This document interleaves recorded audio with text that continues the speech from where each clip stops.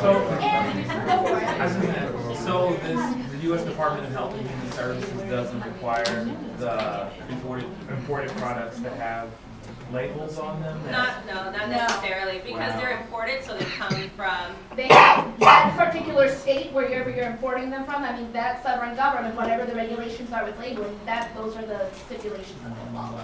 Yeah. So clearly, guessing this is a Latin American, I don't want to presume it's Mexico, but a Latin American, yeah, the regulations on labeling are a little bit different. But another thing that we really wanted to emphasize, so how many of you live like near Kansas Avenue, Armadale, Argentine area? Okay. Are you guys aware that there's a Colgate and Palm Olive company right there? Yeah, and it actually closed in 2006. So the plant's been essentially not there for a while now. But it goes back to, when we use these products, it's not just the product itself, it goes into, socioeconomics, our economics of our city. This plant closed in 2006. It was later bought by BBF, which is another manufacturing company. I don't know if you've read in the news, but the plant right down the street from it, what is it called? Procter & Gamble? Yes, thank you. Procter & Gamble, they will be closing that factory down here within the next months. And so they develop a lot of the soap and fragrance products there. So that's going to be shutting down. But to the discussion, I know Cynthia gave a great example about driving. So like, for instance, like if I remember, like if I'm driving down 18th Expressway, 5 o'clock in the morning, you can see all the fumes. And actually, I had to like wipe my windshield multiple times because of all the residue that falls on my windshield. So, I mean, those are things to keep in mind, right? I mean, like, by 7 o'clock, it actually dissipates.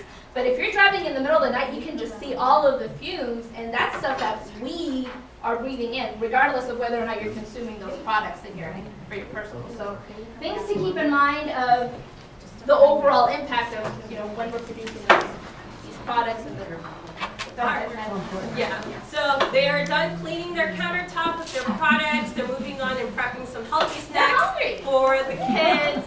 So my question to you is, from which countertop do you want to eat?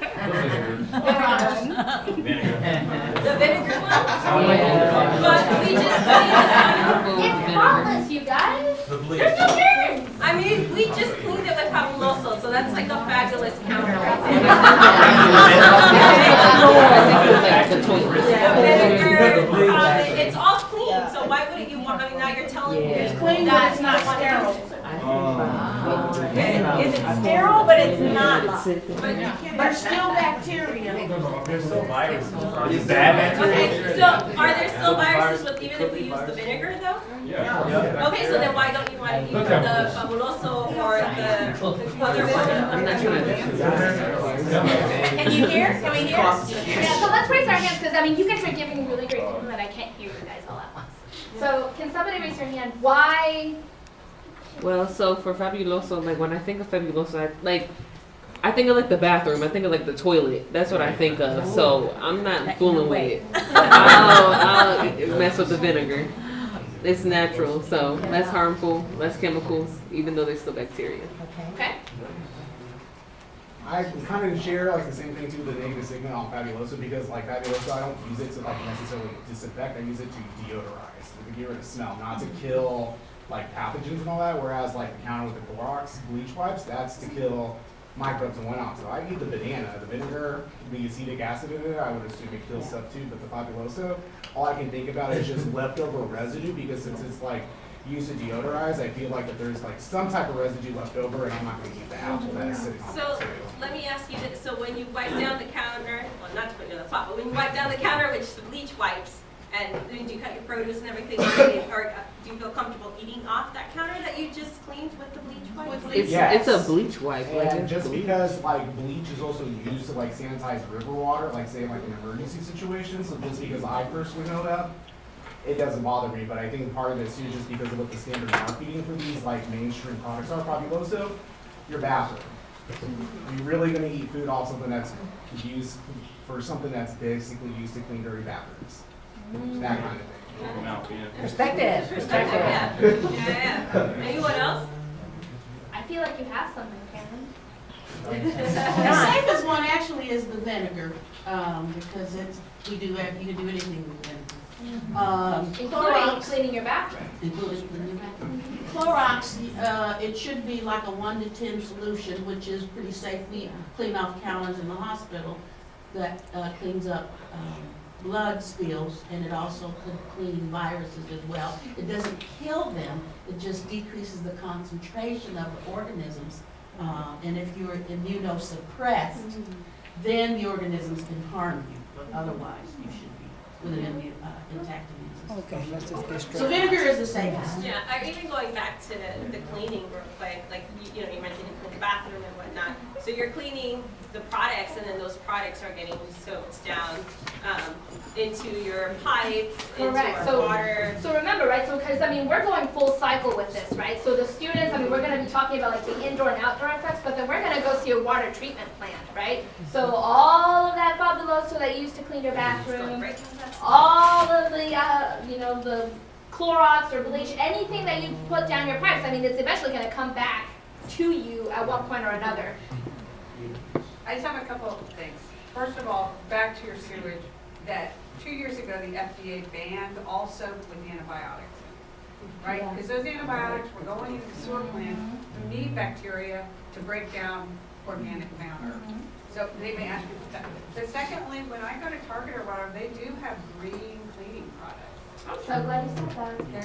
Secondly, Or yeah. Yes, right? Myers. So, and that's but what are they more expensive? That I Yes. Exactly. They are. So They at the root of our module, you guys, it's a choice, right? We're not telling you which one to consume. We're not telling you which one to purchase, right? We're giving you the different choices and the different options, so the decision is up to you, right? So the decision is based on, it could be a number of factors, economics, right? Yeah, I could buy an organic, healthier option, but is that going to break the bank? Can I afford it, right? Whereas vinegar, right? I can get a big old bottle of vinegar for 99 cents. That's a less cost effective, and it's a healthier alternative. Cleans everything. Right. Exactly, They right? wouldn't have to clean it. It could also be cultural or sensitivity, right? Like I know some of you said, I don't like the smell of vinegar. Those are options, right? And we're going to connect that into our tech piece about the choice that the students can have and what are the trade-offs when you make a certain choice. Absolutely. Cut a lemon and put that in the vinegar. That cuts the smell, Right? So I mean, no, I love all the interesting things you're saying, but yeah, so I mean, that's at the core of our module. That's Absolutely. the choice that's embedded with every decision. Absolutely. Absolutely. All right. Can I ask a question? Yes. Uh-oh. I forgot. Oh, you forgot? Okay, we have another question here. Okay, so I was wondering why one of your options wasn't like dish soap too, because sometimes like you can put dish soap on the broth with the water. You can clean that way. And also with like the removing the bacteria, I mean, one of the best things like when you wash your hands is the friction of you scrubbing and rubbing those hands together. You're supposed to do it like till you count to your ABCs. So it's like some of that is also helpful in getting rid of some of the bacteria. Yeah, so this is just one of the simulations that we're going to be doing. Right. So for instance, another one that we have is like cleaning the shower head, for instance, right? So like what's going to be a more effective option? So we're going to use like fabuloso because it's in the bathroom, right? Or vinegar. And the students are going to get to see which experiment, right? Which one is going to be more effective at cleaning, where you can scrub it down. So there's different alternatives that we're going to be offering, as well as cleaning of produce, what dish soap, or what other products are you using to clean. So yeah, there's an abundance of other ones that we're using, but for this purpose. Question, when you're cleaning, I need to have it stated one more time. You're cleaning with vinegar, Mhm. or do you have anything that you're gonna do like a swab and then see what bacteria is left with any of these? Oh, that'd be cool. We could do. Just thinking, Yeah. because I did hear that maybe vinegar doesn't take away bacteria. Is that right, Dr. Reggie? Yeah, well, I was gonna ask a question to piggyback off of what Tammy said, and if you guys are actually looking at if those different cleaning solutions actually reduce the content Through of. like a UV light. Yeah. Oh, Yeah. yeah. Perfect. Like infomercial.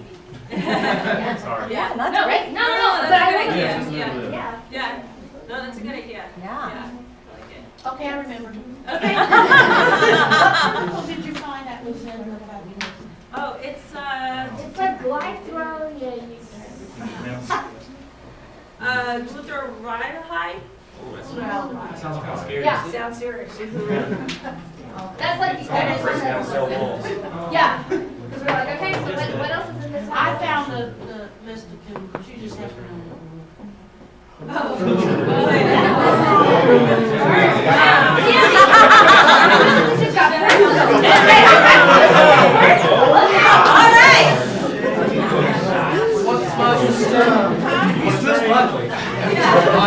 Let's take a break. All right, so moving on to tech. So for tech, we're basically going to be doing Tour Builder in VR, which is a Tour Creator, and I'm still doing a mock-up demo of the different locations for Tour Builder. What Tour Builder essentially is you can go on Earth or Maps, which Earth is now, by the way, in Chrome now. You don't have to download it and do all that logistical stuff with computers, the kids' computers anymore. So what that does is we're going to show different key points on the map, and we're going to travel to those locations. They can embed videos, pictures, content, hyperlinks, all that good stuff. And I have a frequently asked questions about that as well to show about how you do that and, you know, main questions about it. That way we can fill in the modules on how to do that easily. And we're going to be showing things of risk factors out in the environment. And we're going to be doing things like factories and rivers and different sorts of contamination and pollution. And as for the Tour Creator, I need to go and find somewhere I can get a kitchen and a bathroom. I'll do a 360 photo of it. And we're going to be showing different key points of things like this sink here I brought here today. What kind of risk that came out of my basement. I'm doing renovation to my house. That's like 1950 something. So that's an extra sink. I have like 2 sinks in my basement that were just from the renovation. We show things like lead and like radon from the basement and things like that on the 360 photo for the Tour Creator. And we can show those different risk factors in the home. But things like chemicals well underneath your sink and asbestos in your ceiling, things like that. It'll be a virtual thing. You can see that in real time. So. I could talk about the second piece. So the second piece for the risk factors is they're creating an app. And so as part of that, one of the things that we really wanted to emphasize, you guys wanted to emphasize, was the idea of choices, right? It's the idea of we're not necessarily telling the students what to do. We're trying to say, these are the risks that are associated with the choices that you make. And so you have to weigh those pros and cons and ultimately decide what they're going to be doing. So as part of that, one of the things you're going to be doing for an app, essentially they're going to be using, the students are going to create different scenarios. And what they're going to be doing is they're using their app to essentially guide the user through it. So it's kind of like, let me see if I subscribe. Have you guys ever read those Goosebumps books or like those Choose Your Own Adventure books? Where it's like if you go left, the dragon eats you to the right, it doesn't, you know what I mean? Just to give it really simplistic. But it's the idea of more like the choices that students and members of our community do on a daily basis. For example, when it comes to the module talked about indoor versus outdoor, right? So this idea of like the things that the chemical things we're exposed to inside versus outside, right? And versus what decisions that we make and how they ultimately put us at a higher risk for developing cancer. This is the overarching theme of the entire year. Well, like scenario, like if you choose to drive the public transit versus driving your car, you know, how many emissions do you get cancer from, you know, those emissions? Well, this is inside and outside. Right. As well. If you choose to use bleach versus, you know, vinegar, you know, how will that adversely affect your health and later on if you get cancer?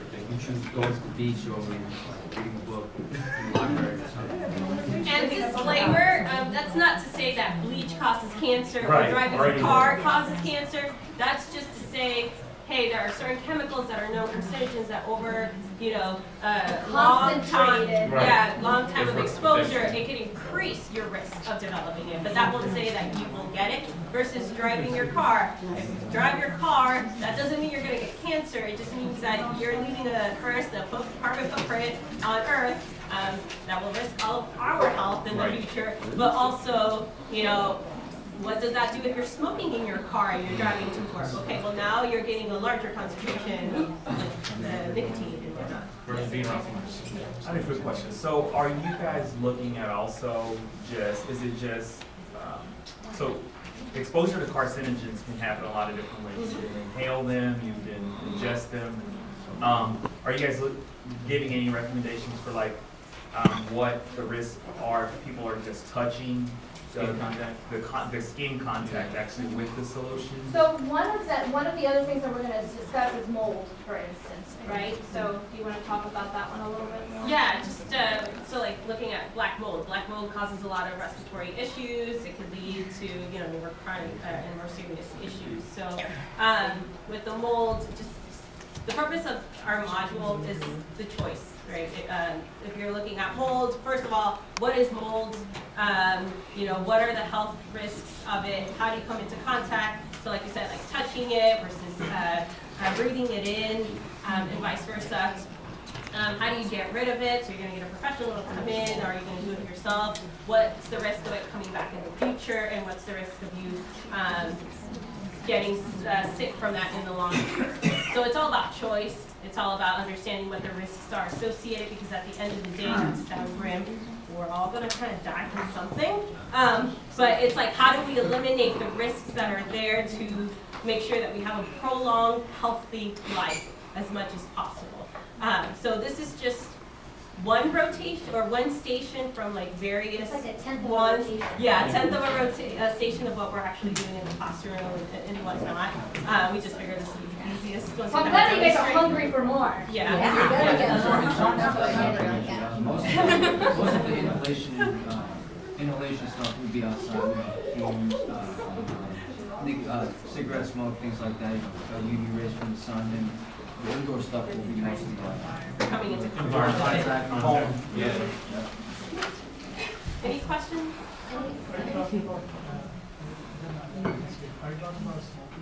Yes. Can you repeat his question for the back? Oh yeah, he asked if we're going to discuss smoking, and yes, we're going to. I'll do it Yeah. Yeah.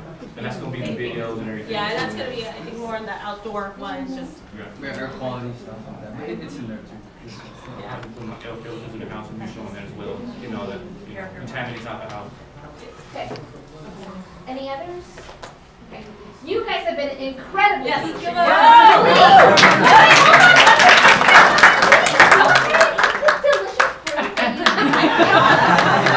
That was some fabulous fruit, man.